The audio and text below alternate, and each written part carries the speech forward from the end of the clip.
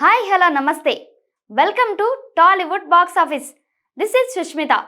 Science fiction సినిమాలు ఇష్టపడే వాళ్లకు ఖచ్చితంగా ఈ వీడియో నచ్చుతుంది. మీరు ది మార్టియన్ సినిమా చూసి ఉండొచ్చు, లేదా ఇప్పుడు చూడాలని అనుకుంటూ ఉండొచ్చు.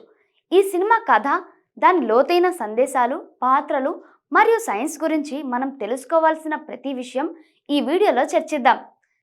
ది మార్టియన్ అనేది 2015లో విడుదలైన ఒక అద్భుతమైన సైన్స్ ఫిక్షన్ సినిమా.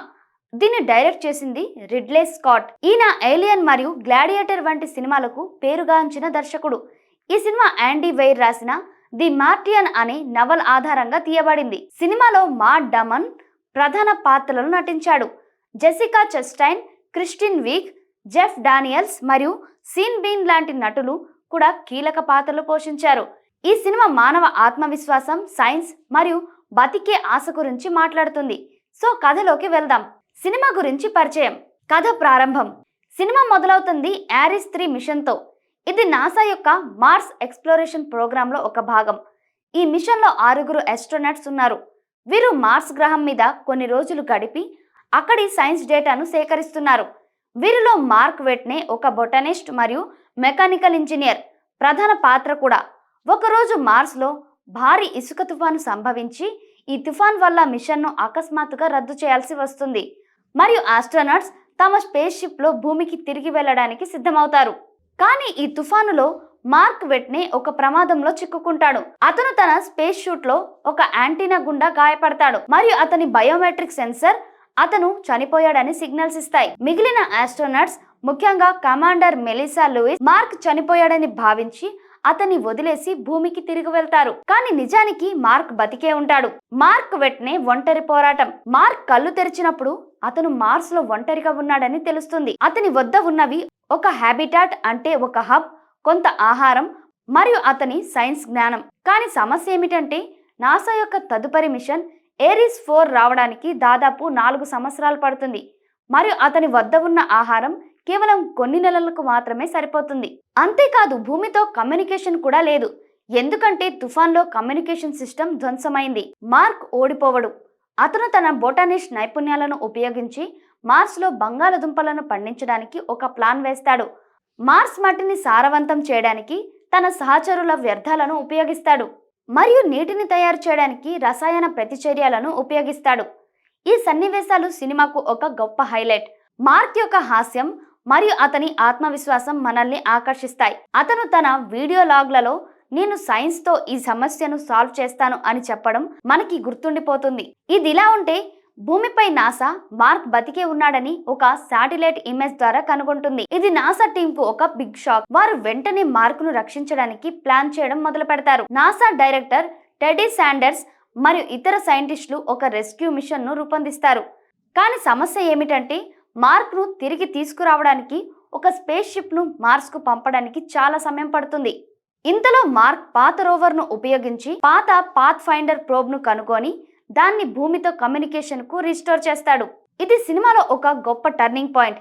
ఇప్పుడు మార్క్ మరియు నాసా ఒకరితో ఒకరు మాట్లాడగలుగుతారు మరియు వారు కలిసి అతన్ని రక్షించడానికి ప్లాన్ చేస్తారు. నాసా మొదట ఒక సప్లై షిప్ ను మార్క్ కు పంపడానికి ప్లాన్ చేస్తుంది, కానీ ఆ షిప్ లాంచ్ అయినప్పుడు పేలిపోతుంది. ఇది నాసాకు ఒక పెద్ద ఎదురుదెబ్బ.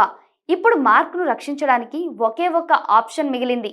ఏరిస్ 3 టీం, ఇప్పటికీ భూమికి తిరిగి వస్తున్న హెర్మ్ స్పేస్ షిప్ లో ఉన్నవారు, మళ్ళీ మార్స్ కు వెళ్లి మార్క్ ను పికప్ చేయాలి. కానీ ఇది చాలా రెస్క్యూ ప్లాన్, ఎందుకంటే దీనికి హెర్మ్స్ టీం సభ్యులు తమ జీవితాలను పణంగా పెట్టాలి. ఈ సమయంలో ఒక యువ సైంటిస్ట్ రిచ్ పర్నెల్ ఒక బ్రిలియంట్ ఐడియా ప్రతిపాదిస్తాడు. ఈ ప్లాన్ ప్రకారం హెర్మ్ స్పేస్ షిప్ భూమి గుండా ఒక స్లింగ్ షాట్ మాన్యువర్ చేసి మార్స్ కు తిరిగి వెళ్ళవచ్చు. ఈ ప్లాన్ ను కమాండర్ మెలిసా లూయిస్ మరియు ఆమె టీం అంగీకరిస్తారు, ఎందుకంటే వారు మార్క్ ని వదిలిపెట్టలేరు.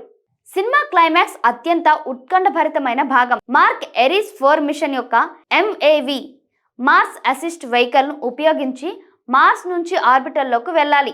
ఇక్కడ హెర్మ్ స్పేస్ షిప్ అతన్ని పికప్ చేస్తుంది. కానీ MAV బరువును తగ్గించడానికి మార్క్ దాని కొన్ని భాగాలను తీసివేస్తాడు.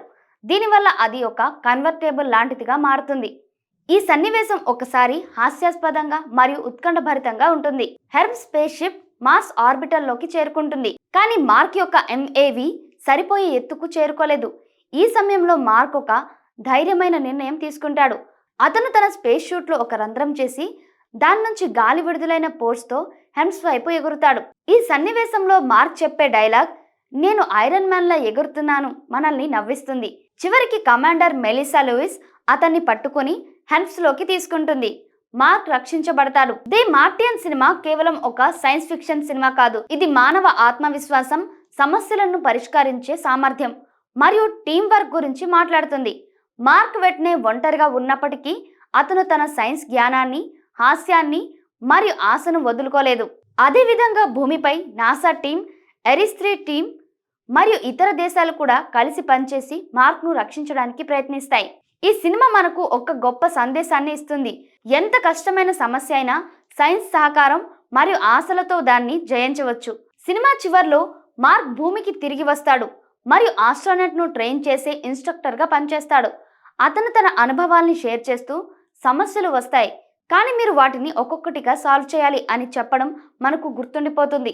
So friends, the Martian cinema ఒక ఇన్స్పైరింగ్ మరియు ఎంటర్టైనింగ్ ఎక్స్పీరియన్స్. ఇది సైన్స్ను ఆసక్తికరంగా చూపిస్తూ మానవ ఆత్మవిశ్వాసాన్ని సెలబ్రేట్ చేస్తుంది. మరి మీరు ఈ సినిమా ఇంకా చూడకపోతే తప్పకుండా చూసేయండి. మీకు సైన్స్ గురించి తెలియాల్సిన అవసరం లేదు. ఈ సినిమా అందరికీ అర్థమయ్యేలా ఉంటుంది. ఈ వీడియో మీకు నచ్చినట్లయితే లైక్ చేయండి, షేర్ చేయండి. మా ఛానల్ని సబ్స్క్రైబ్ చేయడం మర్చిపోకండి. మరో సినిమా ఎక్స్ప్లెనేషన్ వీడియోతో మళ్ళీ కలుద్దాం. Until then, bye bye.